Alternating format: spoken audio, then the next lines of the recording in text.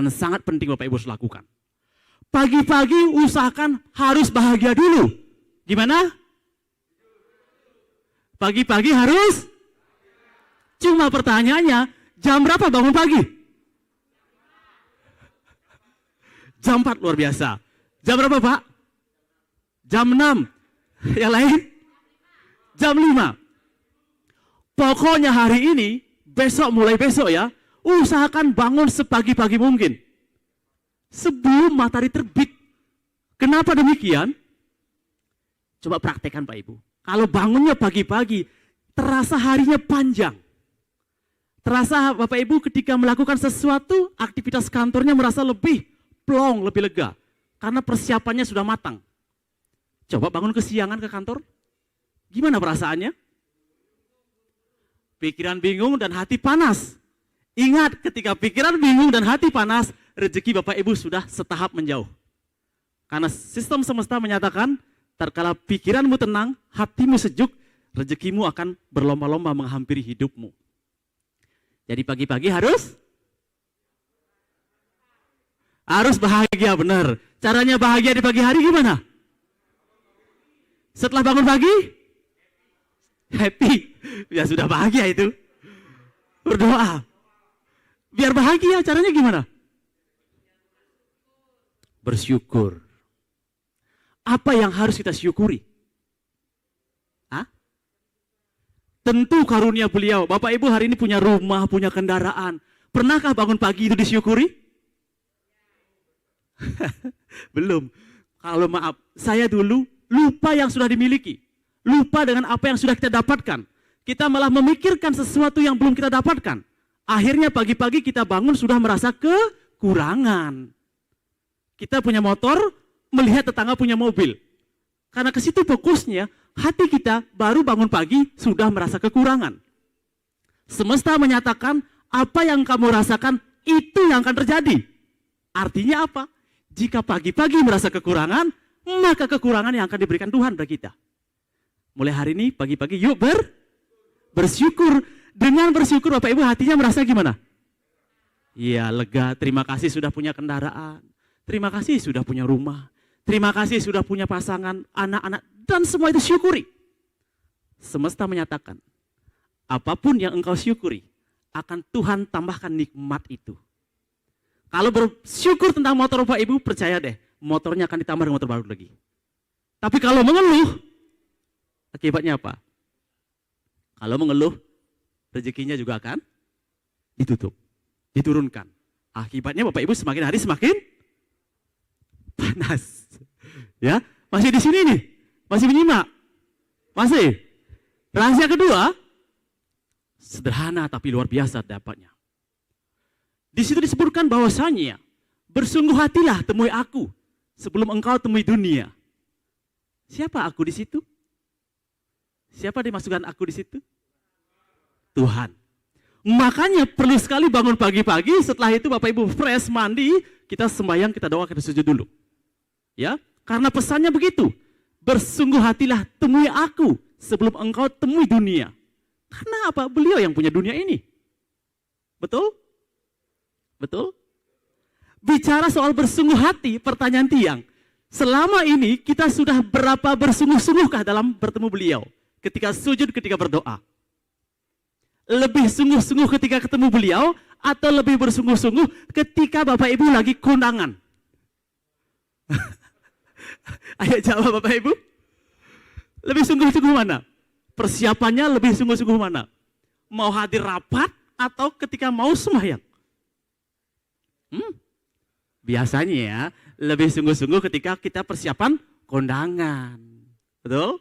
Ibu-ibu sampai merias dirinya, sampai pasang semua makeup, parfum yang banyak biar fresh, biar bugar. Baju yang super bersih, yang paling baru dipakai ketika kondangan. Persiapannya pun lebih dari setengah jam. Benar? Tapi ketika kita mau sembahyang, mau bersujud, kenapa penampilan seadanya saja? Maaf, kadang-kala mandi saja lupa. Baju yang sudah pakai tidur semalam dipakai sembahyang. Apakah itu namanya betul-betul sungguh-sungguh dalam sujud? Mulai hari ini Bapak Ibu, karena waktu singkat yang ngebut sedikit ya maaf. Tugas Bapak Ibu adalah setelah pertama banyak bersyukur, kedua taat dalam sembahyang, dan sembahyang itu harus totalitas. Perasaan harus betul-betul siap, pancarkan rasa syukur, pakaian harus bersih. Bapak Ibu baru dianggap betul-betul mensyukuri karunia beliau. Ya, bayangkan saja gini, bayangkan. Bapak Ibu, anggaplah Bapak Ibu sebagai pemilik Pulau Bali itu ya. Yang punya semuanya, yang super kaya, yang super baik hati. Tiba-tiba ada masyarakat, ada tamu yang bertamu ke rumah Bapak Ibu. Di depan gerbang bilang apa? Pagi, pagi, pagi, pagi. Sopan enggak itu? Hah? Kira-kira sopan enggak ada tamu begitu ngomong? Setelah itu dibukakan pintu, dia masuk ke ruang tamu Bapak Ibu, dia duduk sesuka hati. Gayanya pokoknya sesuka hati, pakaiannya sesuka hati. Ngomongnya juga sesuka hati. Kira-kira sopan begitu. Tapi Bapak Ibu karena baik hati, Anda bilang apa? Pak, Ibu, apa yang bisa saya bantu? Anda menjawab gini, ya saya perlu uang 10 juta rupiah. Kalau boleh saya minta, kalau enggak apa-apa. Dapat nggak orang itu? Sering sekali kita dalam sembahyang, dalam doa kita berperilaku seperti itu. Ya, kita datang pada beliau, sujud pada beliau, berperilaku seolah-olah perlu nggak perlu. Buktinya apa? Dulu saya alami. Sembahyang pikirannya kemana-mana. Sembahyang, sebelum sembahyang ngobrolin tetangga. Kan sama halnya kita bertamu ngobrol sama orang lain. Betul? Kira-kira tuan rumah tersinggung nggak tuan rumahnya? Tuan rumah tersinggung nggak? Pasti. Dalam hidup juga sama. Kunci kedua itu, sembahyangnya harus totalitas, hayati beliau, rasakan beliau, dan pancarkan kegaguman pada beliau. Percaya Pak Ibu, rezeki Anda akan luar biasa dahsyat. Ya. Ketiga, maaf yang ngebut waktunya lagi sedikit.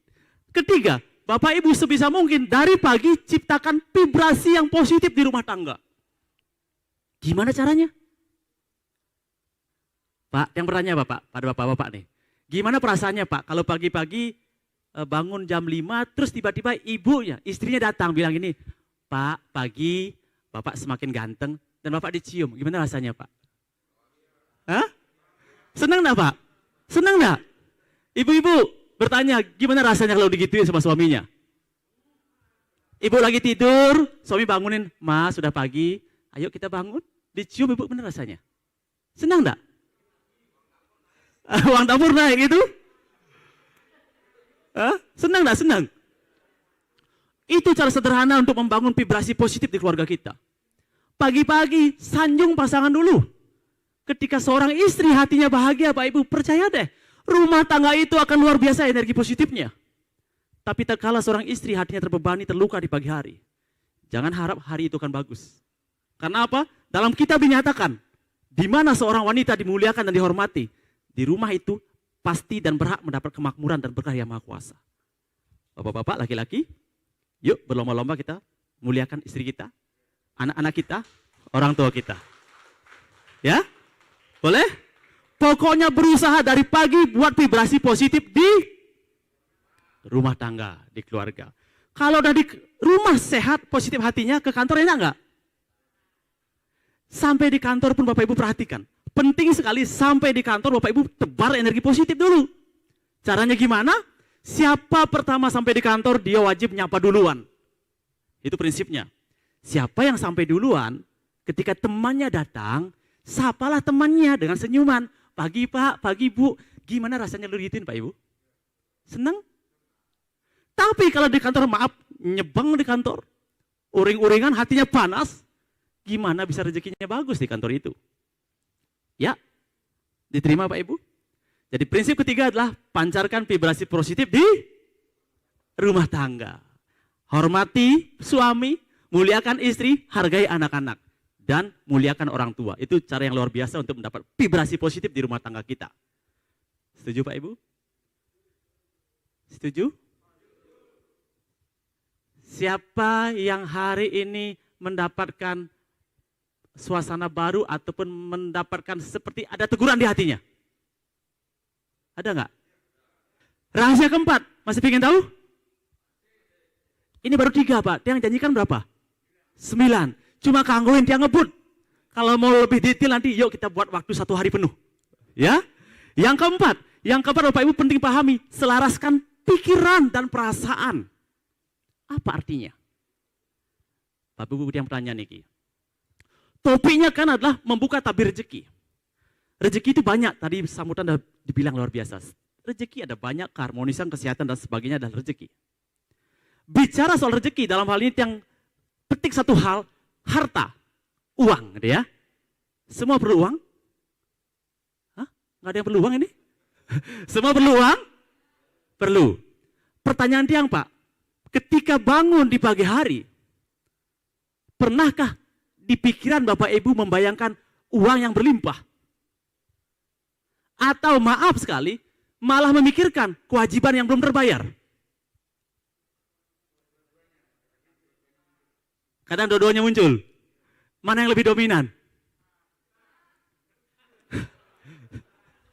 Betul Pak, dulu dia ngalami sama. Ketika belum dapat rahasia ini sama. Baru bangun, mikir hutang. Banyak cicilan. Buka-buka buku jadwal bayaran. Apa yang terjadi Pak? Malah tagihan dan utangnya semakin besar. Karena apa? Pagi-pagi kita memancarkan pikiran kekurangan. Pikiran hutang. Kalau itu yang dipikirkan pagi-pagi, maka jangan salahkan alam malah mengirimkan hutang-hutang lagi dalam hidup kita.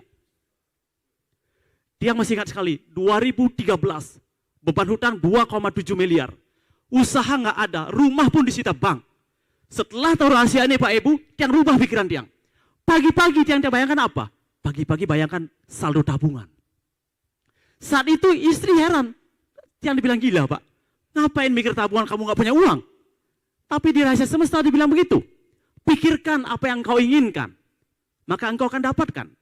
Singkat cerita Pak. Kurang waktu 6 bulan diizinkan semua itu terjadi dan dilunasi semuanya. Tidak hanya itu Bapak Ibu, perasaan penting. Kadang-kala kita berpikir mendapat rezeki besar, uang banyak, harta berlimpah. Tapi perasaan kita sering sekali masih perasaan maaf mental yang belum berkecukupan. Contoh, melihat orang berhasil kita iri hati. Ada yang begitu di sini? Yang harap nggak ada ya? Nggak ada. Wah banyak tadi di belakang itu. Banyaknya ditutup ya. Anggap saja nggak ada gitu ya. Nggak ada. Kenapa itu penting dipahami? Begini hukumnya. Ketika hati kita nggak senang dengan mereka yang berhasil, secara nggak langsung Bapak Ibu sama dengan tidak senang dengan keberlimpahan dan kemakmuran itu. Maka prinsipnya rubah dari sekarang. Senanglah, bahagialah ketika melihat mereka yang berhasil. Karena semesta menyatakan kamu akan ditarik ke frekuensi yang sama. Kalau kita bahagia melihat mereka berhasil, kita pun akan ditarik menjadi orang yang berhasil. Hindari prinsip dengki dan iri hati. Kenapa demikian? Ibaratnya gini Pak Ibu. Kalau kita yang makan racun, minum racun, siapa yang mati? Yang minum kan? Ini penting Bapak Ibu pahami. Kapan saja Bapak Ibu merasa dengki, benci, iri hati, itu sama halnya minum racun sendiri dan berharap orang lain yang mati. Dan itu tidak akan kejadian. Yang minumlah yang mati, betul? Semakin iri sama orang berhasil, dia akan makin berhasil, Anda semakin tertekan. Maaf. Ya? Tapi semakin Bapak Ibu senang melihat mereka berhasil, Bapak Ibu percaya deh, Tuhan akan turunkan mujizatnya mengangkat derajat Bapak Ibu agar berhasil seperti dia juga. Ya? Paham Bapak Ibu? Rahasia berapa? Keempat. Masih 10 menit lagi. Rahasia kelima. Penting pahami. Rahasia kelima dinyatakan seperti ini. Pahami aturan gelombang energi alam. Nah, Ibu punya radio. Pertanyaan Tiang, Ibu untuk nyarin radio dari Nuansa Giri sampai ke Madura, apakah pasang kabel Bu di atas udara? Enggak. Kenapa bisa sampai di situ? Tower di atas dan ada energi yang menyampaikan, betul? Setuju? Bapak sekarang buka scrolling WhatsApp dan buka handphone, apakah ada kabel terhubung sampai ke menaranya? Tidak. Ada energi yang menyampaikan. Nah, dalam hal ini Bapak Ibu, pahami aturan-aturan energinya. Pertama, energi alam semesta tidak memahami kata tidak. Jadi, kata tidak yang kita ucapkan di alam semesta itu terhapus. Yang ulangi, ketika Bapak Ibu bilang, saya tidak mau menderita, prinsipnya kata tidak di alam akan terhapus. Berarti yang direkam alam apa? Saya mau menderita. Mulai hari ini, kalau ingin sesuatu, jangan menyampaikan dengan kata negatif. Saya tidak ingin melarat. Alam akan merespon. Saya ingin melarat. Dan alam akan menjawab apa? Baiklah. Sesederhana itu. Lebih baik bilang apa? Saya bahagia. Saya berlimpah. Saya sehat. Semakin Bapak Ibu sering ucapkan itu, tubuh ini akan berubah molekul-molekulnya. Maaf hari ini, maaf yang mungkin agak sakit fisiknya. Lakukan olahraga, ringan-ringan saja. Tapi sambil olahraga ucapkan, saya sehat, saya bahagia, saya makmur. Ucapkan terus-menerus hal itu. Beri mantra dalam diri kita. Bapak Ibu kan lihat keajaiban itu. Ya, yang sakit memikirkan sakit itu, percaya deh akan semakin bertambah sakit. Itu prinsip alam. Ya. Kedua, alam ini tidak bisa membedakan kapan Bapak Ibu lagi menghayal, kapan lagi mengalami kenyataan. Dia itu hanya merespon, entah kita sedang menghayal atau kita sedang mengalami kenyataan. Dia akan tumpuk lagi energinya menjadi kejadian dalam hidup kita. Percaya nggak itu? Kalau mau tes, bisa minta kerjasamanya ini? Sekarang coba semua tutup mata Pak Ibu. Bapak Ibu semua tutup mata coba, tutup mata, tutup mata. Tutup mata semuanya. Sekarang bayangkan di hadapan Bapak Ibu ada mangga yang sangat muda. Ada mangga muda, ada buah asem, ada jeruk nipis. Bayangkan, bayangkan. Kita imajinasi, kita menghayal dulu. Menghayal ada mangga muda, ada asem, ada jeruk nipis. Setelah itu hayalkan Bapak Ibu, iris mangga itu, Anda ambil buah asemnya, Anda iris juga jeruk nipisnya dan masukkan ke lidah Bapak Ibu. Terasa masemnya, dan ambil lagi, paksa masukkan. Buka mata sekarang. Apa yang terjadi? Hah? Keluar air liur? Terasa kecut? Pertanyaan dia, yang tadi nyata apa menghayal? Menghayal. Tapi alam semesta nggak tahu Bapak Ibu menghayal. Nggak tahu sama sekali dia. Asal sudah bisa diimajinasikan, dipikirkan, dia akan respon energinya itu. Artinya apa? Yang hari ini ingin punya kendaraan, yang ingin punya rumah, yang ingin punya anak, sering-sering bayangkan, hayalkan sudah punya. Jangan mikir gimana caranya, alam akan berikan cara itu. Kalau mau hidupnya ajaib, pakai pola-pola rahasia alam. Ya? Ya Bapak Ibu? Hah? Ya? Oke. Dan prinsip berikutnya, alam itu dalam hal ini tidak punya saringan. Tidak punya apa? Tidak punya apa? Tidak punya saringan. Artinya apa? Entah kita meminta yang baik, entah kita mikir yang baik, merasa yang baik, ataupun merasa yang tidak baik, alam akan tetap kirimkan. Ya, contoh, Bapak Ibu mau lompat dari gunung. Itu kan tidak baik. Tapi alam biarkan dia terjadi, betul? Karena alam tidak bisa membedakan itu baik untuk kita apa tidak. Tugas dia hanya berikan dan izinkan saja. Tapi kita manusia kan bisa bedakan. Ketika Bapak Ibu punya anak-anak, Pak, boleh nggak saya minta mainan benda tajam ini? Dikasih nggak Pak? Anaknya 4 tahun usianya, minta mainan benda tajam, dikasih? Enggak, karena kita punya perasaan, punya filter. Kita tahu itu tidak baik, jangan dikasih. Tapi alam nggak punya filter. Asal kita bisa minta dengan pikiran dan perasaan, akan alam kirimkan. Itu prinsip ketiga. Prinsip keempat, alam akan mengumpulkan Bapak Ibu dengan frekuensi dan pancaran vibrasi yang sama. Percaya nggak? Artinya apa? Ketika Bapak Ibu merasa bahagia, merasa berlimpah, merasa makmur, Bapak Ibu akan dikumpulkan dan dipertemukan dengan orang-orang yang makmur, berlimpah dan bahagia. Itu artinya. Tatkala merasa kekurangan, merasa sedih, merasa putus asa, Bapak Ibu akan dikumpulkan dengan orang-orang yang merasa begitu juga. Contoh nyata, maaf. Mereka yang senang mendaki gunung pasti berteman dengan pendaki. Karena alam mengumpulkan. Dikumpulkan terus begitu. Bapak Ibu yang senang sembahyang keliling, pasti akan berkumpul dengan yang senang sembahyang keliling juga. Itu prinsip alam, Pak. Nggih? Nggih? Iya. Siapa yang masih mau mendengarkan? Oh, semua. Itu rahasia kelima. Rahasia keenam. Penting. Sebelumnya, Pak Ibu. Nah, sebelum rahasia keenam, pahami ini. Jangan terpaku dengan kondisi kehidupan yang sekarang. Jika kondisi sekarang belum sesuai dengan apa yang diinginkan. Itu prinsip penting. Contoh, hari ini Bapak Ibu belum punya rumah yang diidam-idamkan. Jangan terpaku dirinya, pikirannya, hatinya belum punya rumah. Tapi pikirkan dan rasakan sudah punya rumah itu. Itu prinsipnya. Nanti alam akan berikan caranya agar punya rumah itu.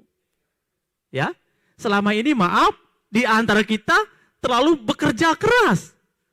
Padahal dalam pesan semesta dinyatakan, wahai hambaku, engkau diciptakan ke dunia ini untuk apa? Untuk bersenang-senang dan nikmati indahnya dunia ini. Enggak dibilang untuk bekerja keras, enggak begitu. Tapi nikmati indahnya dunia. Agar bisa nikmati indahnya dunia, pakai aturan main beliau. Ya. Kedua, Bapak Ibu, Anda akan menjadi apa yang paling sering Anda pikir dan Anda rasakan. Yang cerita sedikit. Ketika tahun 2013, saat itu betul-betul kondisi yang mengenakan Pak Ibu. Tiang sampai gagap luar biasa. Sampai tidak bisa mengeluarkan kata-kata. Saking tertekannya dikejar tagihan. Tapi saat itu setelah tahu rahasia ini, Tiang selalu membayangkan.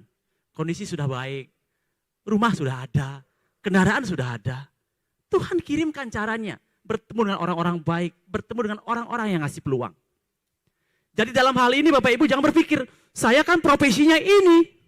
Ingat, kalau Tuhan dah berkehendak, tidak perlu cara manusia. Tidak perlu logika kita. Beliau akan turunkan keajaiban itu dan kita akan mendapatkan hidup yang ajaib itu. Ya. Ketiga, Bapak Ibu harus pahami juga. Jika Bapak Ibu mengeluhkan keadaan, yang terjadi adalah keadaan yang semakin tidak enak. Siapa pernah bawa kendaraan, terus saking ramenya di jalan bilang apa Bapak Ibu? Tuh, macet. Pernah? Setelah bilang macet dan hati Bapak Ibu panas, apa yang terjadi? Pasti pertama tidak nyaman, kedua kemungkinan bertambah tidak lancar jalannya, tambah macet. Ketiga, kemungkinan sampai di kantor bertemu masalah baru. Keempat, sampai di rumah tiba-tiba keluarga, istri, suami tiba-tiba marah. Karena apa? Kita yang mancing energi itu. Mengeluh. Semesta menyatakan apa yang kamu keluhkan akan diisi dengan energi yang sama. Maka dari itu lebih baik bersyukur. Syukur jalannya rame, kita sempat buka handphone. Syukur rame jalannya kita bisa nelpon istri, nelpon suami. Itu, ya. Oke, rahasia keenam. Buanglah sampah dalam jiwamu. Ini penting Pak, ini penting sekali. Yang buka saya gambarnya ya. Bisa dilihat semuanya di belakang? Bisa. Pak Ibu, sebisa mungkin dalam keseharian, pertahankan energi Bapak Ibu, frekuensinya agar selalu di atas 250. Artinya apa? Kalau di bawah 250, Bapak Ibu silakan cek hati masing-masing. Energi 250 ke bawah, ciri-cirinya. Pertama, gampang marah. Itu ciri pertama. Kedua, mudah tersinggung. Ngomong A dia tersinggung, ngomong B dia marah-marah, itu ya. Ketiga, dia akan merasa dirinya betul-betul tidak percaya diri. Kalau hari ini kita lihat Bapak Ibu kan percaya diri luar biasa, berarti sudah energi di atas 250. Nah bersyukurlah sudah energi bagus seperti ini. Tinggal apa? Tambahkan saja frekuensi ini. Dengan cara apa? Tebar rasa syukur, tebar rasa cinta, tebar rasa damai di hati. Maka frekuensinya akan naik. Makanya dulu kita punya pengelisir bilang apa? Manik sekecap. Apa yang dipikir, diucapkan, dan dirasakan langsung terjadi, betul? Karena frekuensi beliau sudah tinggi di level 700 sampai 1000. Level tercerahkan. Itu level energi maha guru. Kalau kita bertahan saja di sini, di energi 500. Energi penuh cinta dan kasih sayang. Pagi-pagi cium pasangan, cium anak-anak, cium orang tua, sampai di kantor, sapa saudara kita, sapa teman-teman kita. Teman belum ngopi, ambilkan kopi, layani. Dengan melayani, rasa cinta Anda akan keluar, betul enggak? Itu cara mempertahankan energi agar tetap bagus. Berapa menit lagi saya? Sudah? Lagi sedikit ya? Nanggung saya ada keluarin ini. Berapa sekarang nih ya? 7. Penting. Bapak Ibu, siapapun kita, apapun jabatan kita, setinggi apapun pendidikan kita, ingat prinsip ini. Selama doa restu orang tua tidak kita dapatkan, jangan pernah bermimpi hidupnya bahagia dan berlimpah di dunia ini. Artinya apa? Kita sebagai anak yang merasa hari ini rezekinya belum lancar, yang merasa masalahnya kok ada-ada saja. Saya yakin dan percaya ini penyebabnya. Jurusnya gimana? Yuk datangi orang tua kita. Minta maaf, bersimpuhlah di kakinya. Yang Tiang lakukan dulu adalah bersimpuh, cuci kaki kedua orang tua.